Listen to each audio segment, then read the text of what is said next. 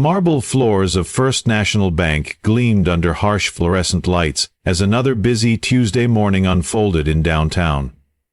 Polished surfaces reflected the faces of customers moving with practiced efficiency, people who had places to be and money to manage. But in the corner of this gleaming temple of commerce stood someone who didn't quite belong. Zara Okafor, 67 years old, clutched a crumpled manila envelope against her chest with weathered hands that spoke of decades spent working with needle and thread.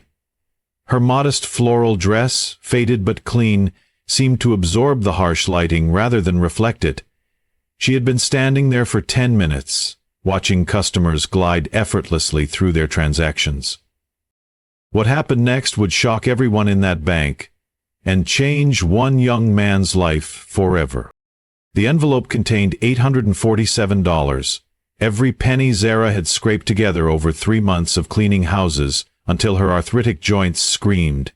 This money represented the difference between keeping the small home she'd shared with her beloved husband Emeka for 32 years and losing the last connection to their life together. Behind the polished counter, 28-year-old Damien Cross straightened his tie and glanced at his watch. Quarterly reviews were next week, and he needed every advantage to secure the promotion he'd been chasing. His sharp suit and sharper ambition had carried him far, but not far enough. He scanned the lobby with calculating eyes, mentally prioritizing customers based on their likely account values. His gaze swept past Zara dismissively. She clearly wouldn't boost his numbers. Near the entrance, security guard Joaquin Martinez shifted his weight, a habit developed over 15 years of standing watch. At 55, he'd seen every type of customer, from nervous first-time account holders to billionaires treating millions like pocket change. Something about the elderly woman tugged at his attention, reminding him of his own grandmother's quiet dignity. Zara finally approached the counter, her footsteps soft but deliberate. She had rehearsed this moment countless times, but now the words felt fragile. "Excuse me," she said quietly, her voice carrying the musical accent of her Nigerian heritage. "I need to access my account, please." Damien looked up with barely concealed irritation, quickly assessing her worn dress and nervous grip on the envelope. This would be a waste of time. "Account number?" he asked curtly, fingers poised over the keyboard. Zara pulled out a small, faded bank book, its cover worn smooth from handling. She opened it carefully and pointed to a number written in her husband's careful handwriting. "This is all I have. My husband kept the papers organized, but since he passed—" Her voice trailed off. Damien glanced at the ancient book and snorted. "Ma'am, we haven't issued these in 20 years. Our system shows this account was closed for inactivity." "No," Zara said firmly but softly, "I never closed it. My husband and I opened this in 1987. We've banked here 40 years. "That's impossible," Damien replied with condescending patience. "If it was closed, you closed it. Maybe you forgot?" Behind Zara, the line grew longer. A man in an expensive suit checked his Rolex impatiently. A woman in designer clothes shifted her weight, heels clicking like a countdown. "Look, lady," the suit called out, "some of us have real business. If you can't remember your own finances, figure it out somewhere else." Agreement murmured through the line. Zara felt heat rise in her cheeks, but stood firm.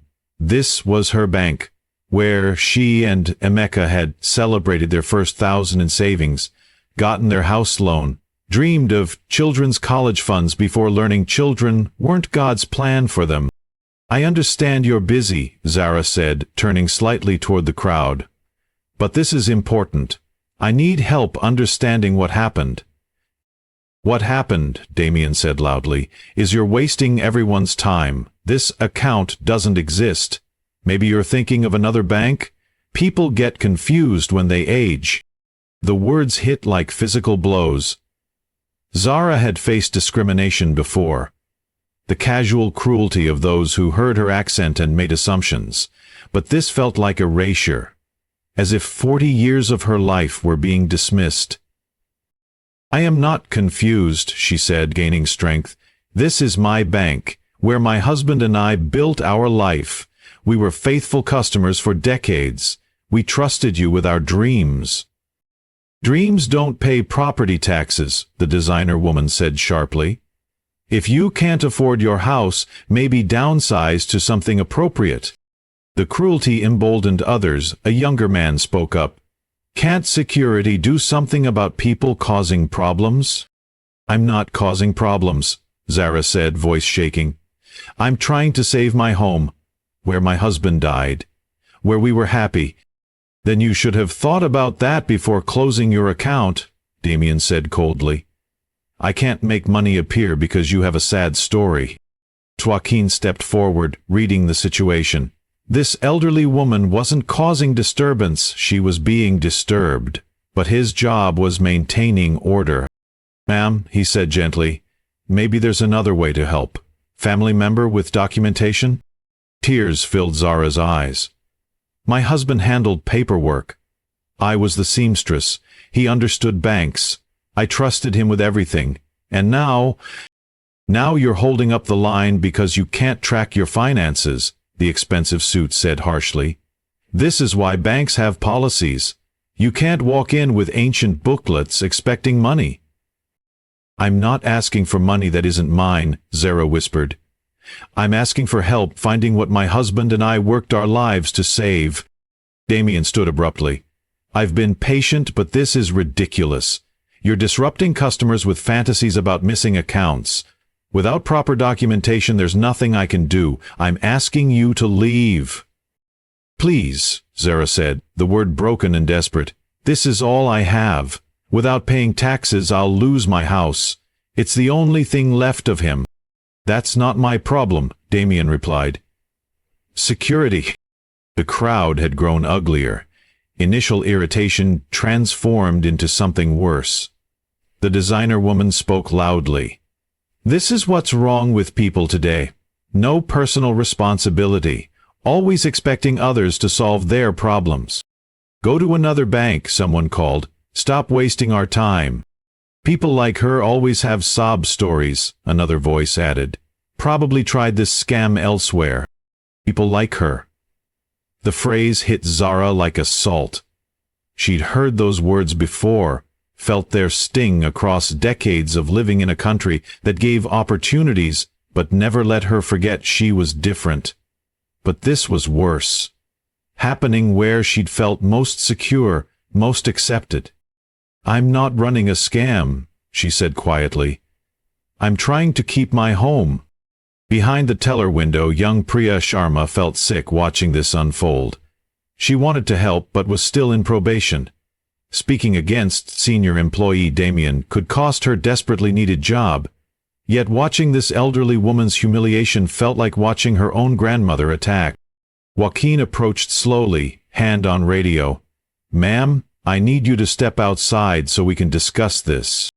Zara looked around the lobby at faces staring back with annoyance, disgust, indifference. These were people who'd never known what losing everything felt like, never stood begging for access to their own money, never felt ground disappear beneath their feet. "Please," she whispered once more, knowing it was hopeless.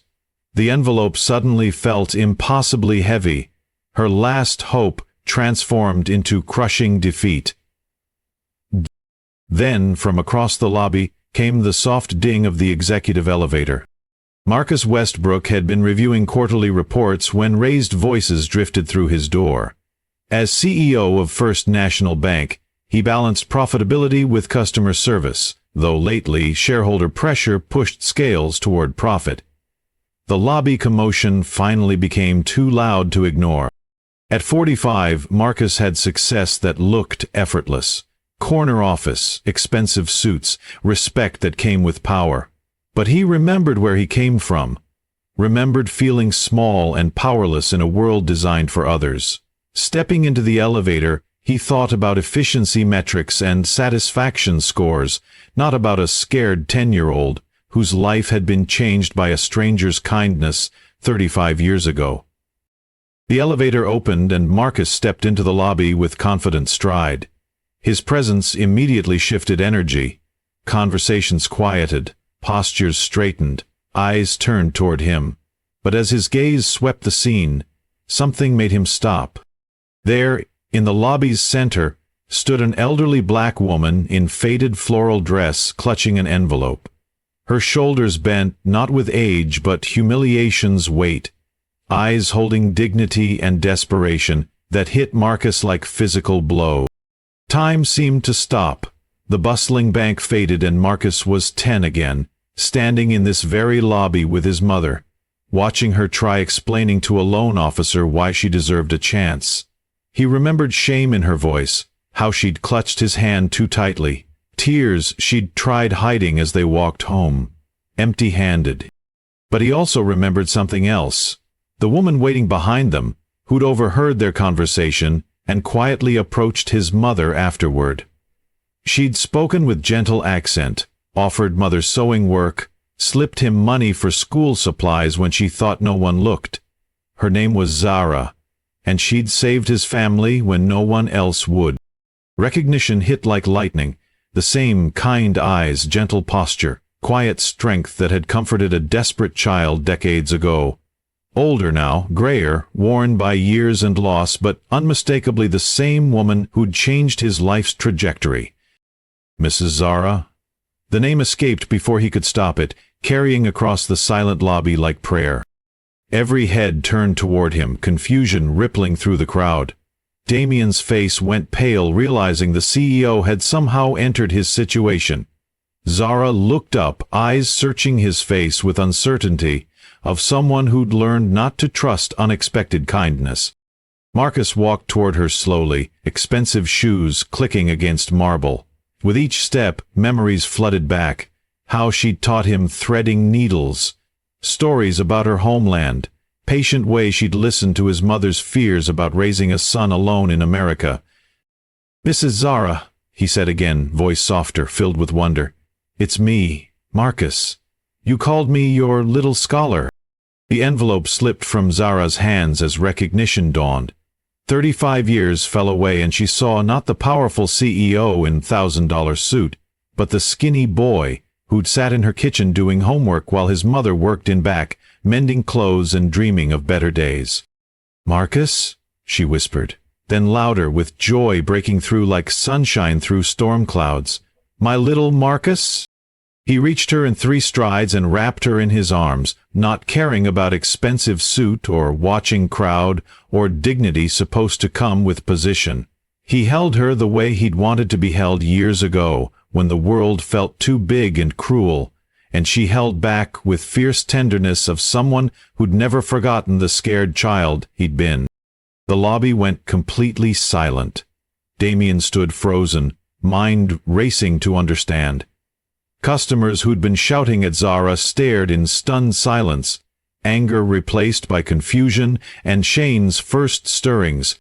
"I can't believe it's you," Marcus said, pulling back to look at her face. "I've been looking for years. Do you know what you did for my family, for me?" Tears filled Zara's eyes, different tears now, of recognition and joy instead of desperation. "You were such a good boy. So smart, so determined. I always knew you'd do great things." "Because of you," Marcus said firmly. "Because you saw something in a scared kid and his mother and decided we were worth saving. The sewing work you gave Mother kept us afloat until she found steady employment.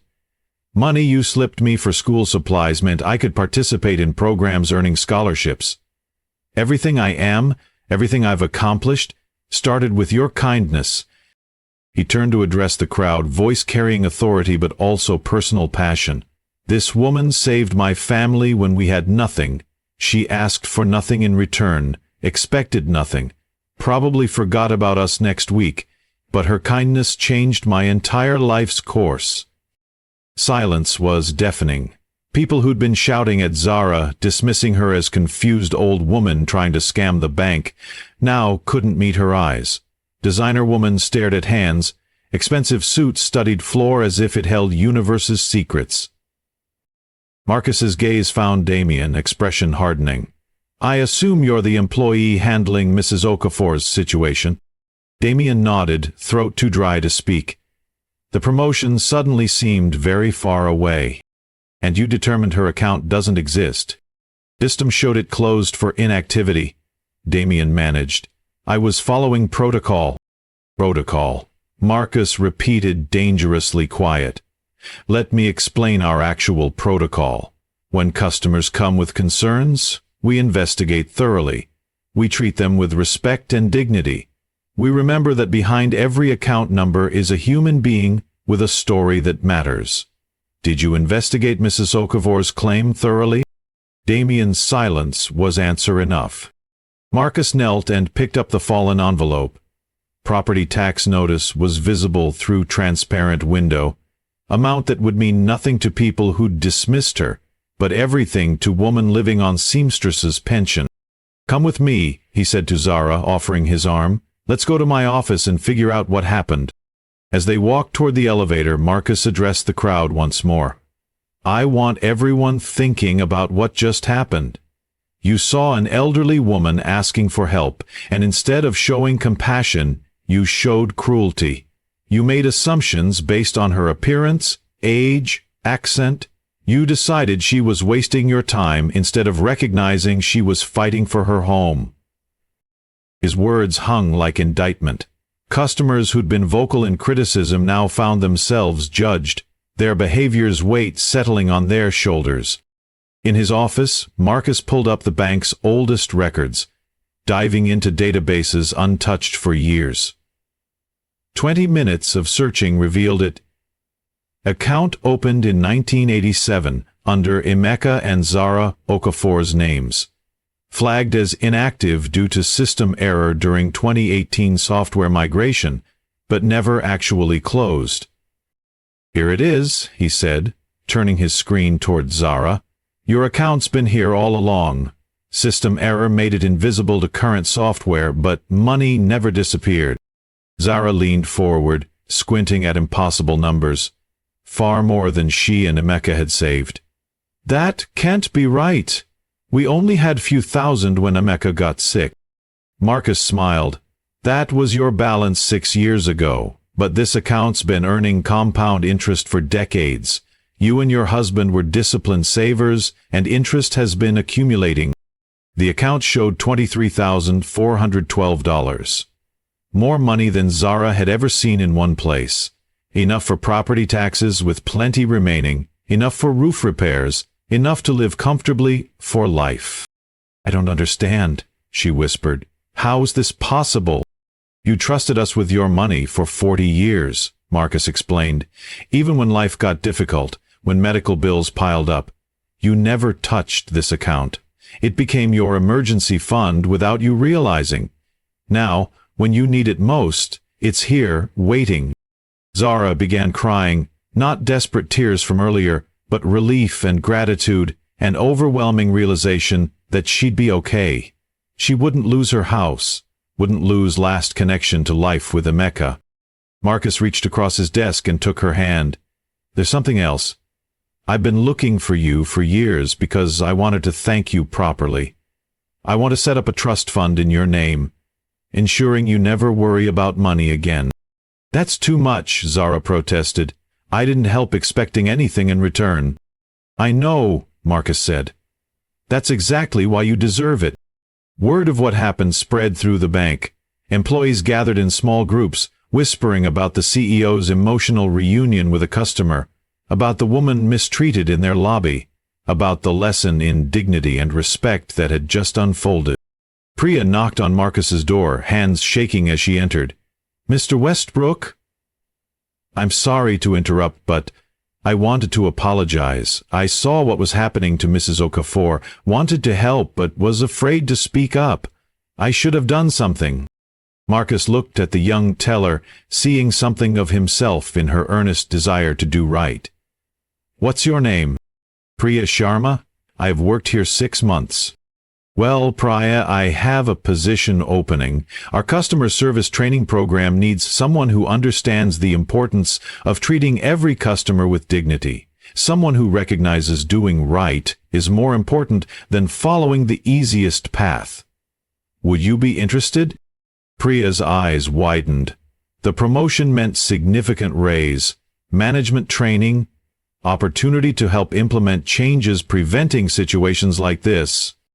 "I would be honored," she said. Damien's termination was swift and final. Marcus called him in after Zara left for a brief conversation. "In this business," Marcus told him, "we succeed not by cutting corners or dismissing people needing help, but by recognizing every customer deserves our best effort. You failed to meet that standard, and more importantly, failed basic human decency." Damien tried arguing, explaining he was following procedure, but Marcus cut him off. "Procedure doesn't excuse cruelty, and cruelty has no place in my bank." 1 month later, Zara's small house had been transformed.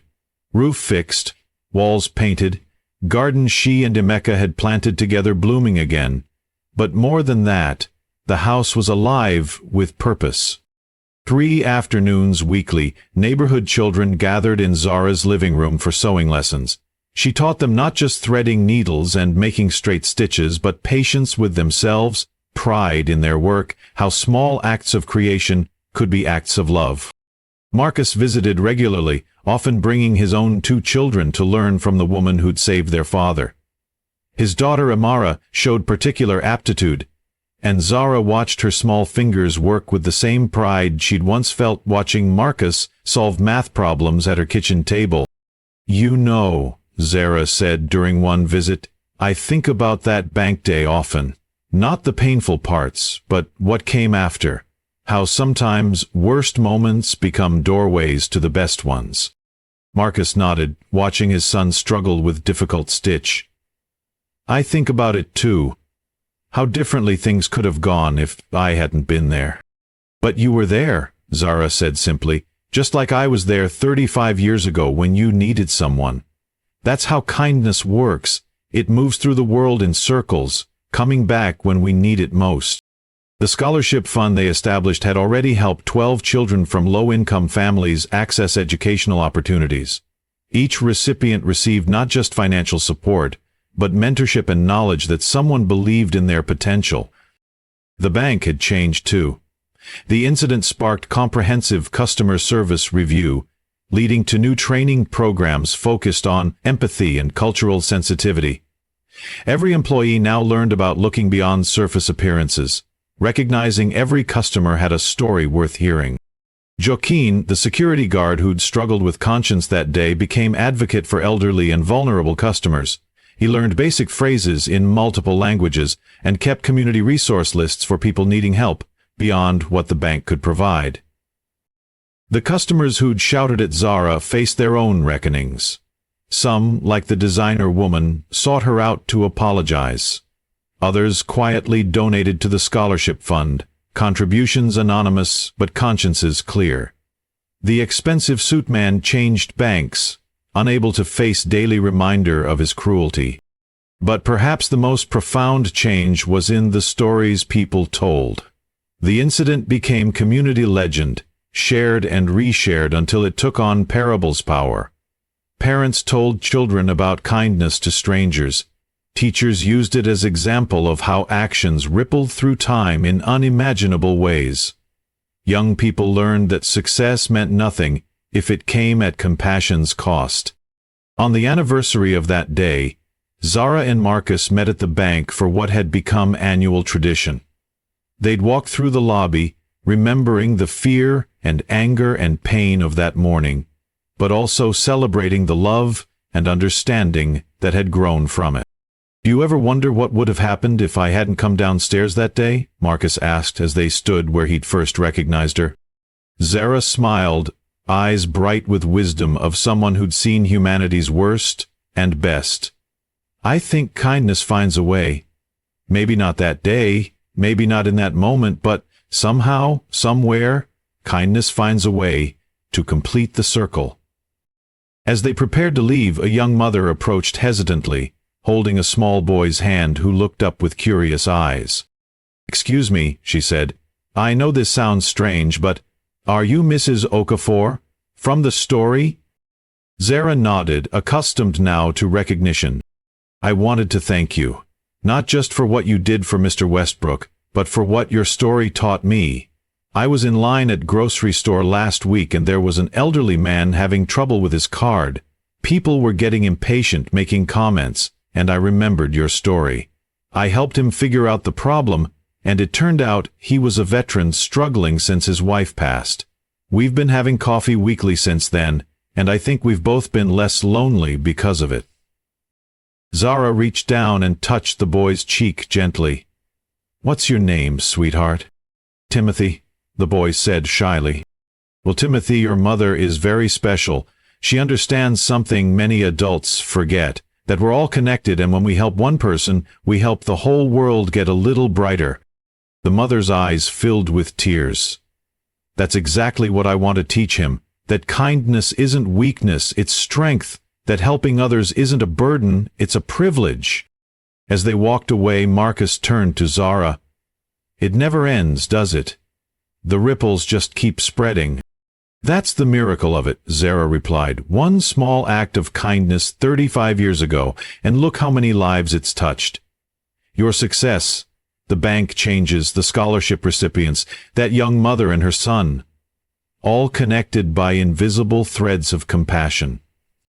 They stood in comfortable silence, watching busy customer flow, who had no idea they were standing at the epicenter of a story that had changed so many lives. "You know what I realized?" Marcus said finally. "That day, when everyone was shouting at you, they thought they were protecting their own interests. They thought your problem was somehow taking something away from them. But kindness doesn't work that way. When we lift someone else up, we don't diminish ourselves. We multiply the good in the world."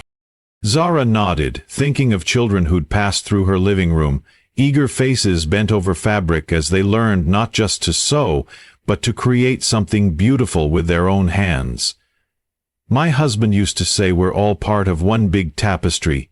Sometimes we can only see our own thread, and it looks small and insignificant. But when you step back, you realize every thread is essential. Pull out one thread and the whole picture changes. And sometimes," Marcus added, "one thread can hold the whole thing together." As they prepared to part ways, Zara pulled a small, wrapped package from her purse. "I made something for you," she said, "for your office." Inside was a small embroidered piece, carefully mounted in simple frame. The stitching was exquisite, depicting a tree with deep roots and spreading branches. Underneath, in elegant script, "Kindness planted here grows everywhere." Marcus felt his throat tighten with emotion. "It's perfect. It's going right on my desk, where I can see it every day." "Good," Zara said with satisfaction. "Because the CEO of a bank needs to remember that numbers aren't the only thing that matter. People matter. Stories matter. The thread that connects us all, that matters most of all." The story that had begun with shouting in a bank lobby had become something far greater. A reminder that we are all part of one human family, that kindness is the thread holding us together, and that every person we meet carries the potential to change our lives, if only we have wisdom to see them clearly and courage to act with love. In a world that often feels divided and angry, their story offered proof that connection is possible, that understanding can triumph over prejudice, and that the smallest acts of compassion can indeed change everything. Not through grand gestures or dramatic pronouncements, but through the quiet, steady work of seeing each other as fully human and choosing, again and again, to lead with love. 5 years after that transformative day at First National Bank, the ripple effects of Zara and Marcus's reunion had spread far beyond their community. The documentary about their story had won 3 international awards, but more importantly, it had sparked a global movement called the Zara Affecta Initiative, encouraging businesses to implement dignity-first customer service training. Banks across the country began adopting what became known as the Okafor Protocol, a comprehensive approach requiring employees to spend at least 15 minutes investigating any customer's claim before dismissing it, regardless of how improbable it might seem. The protocol mandated that every customer interaction begin with the simple question, How can I help you succeed today? Marcus had been invited to speak at banking conferences worldwide, but he always insisted that Zara accompany him. Together, they shared stages from London to Tokyo, telling their story and emphasizing that respect costs nothing to give, but everything to withhold. Their joint presentations had become legendary in business circles, not for their polish, but for their authenticity. The scholarship fund had grown into a full foundation, supporting over 200 students annually. But perhaps most remarkably, it had inspired other kindness foundations in dozens of cities. Former recipients had gone on to become teachers, doctors, engineers, and social workers, each carrying forward the lesson that one person's belief in your potential can change everything. Damien Cross, the former bank employee who had been fired for his treatment of Zara, had undergone his own transformation. After months of unemployment and deep reflection, he had enrolled in community college to study social work. He now ran a financial literacy program for elderly immigrants, helping them navigate banking systems with patience and compassion. He had written to Zara twice, apologizing for his behavior and thanking her for teaching him, even in her moment of pain, what dignity looked like. Most remarkably, 3 other customers who had shouted at Zara that day had found ways to channel their shame into positive action. The woman in designer clothes had established a nonprofit helping seniors with property tax disputes. The man in the expensive suit had quietly funded a legal aid clinic. Each had learned that redemption wasn't found in forgetting their failure, but in ensuring it never happened again. Zara's living room had become a pilgrimage site of sorts, with visitors from around the world coming to learn sewing from the woman whose story had reminded them that kindness was not weakness, but perhaps the strongest force in the human experience. And in every stitch, every lesson, every story shared over tea and fabric, the message continued to spread. We are all connected by invisible threads, and when we choose to see each other clearly, miracles become possible.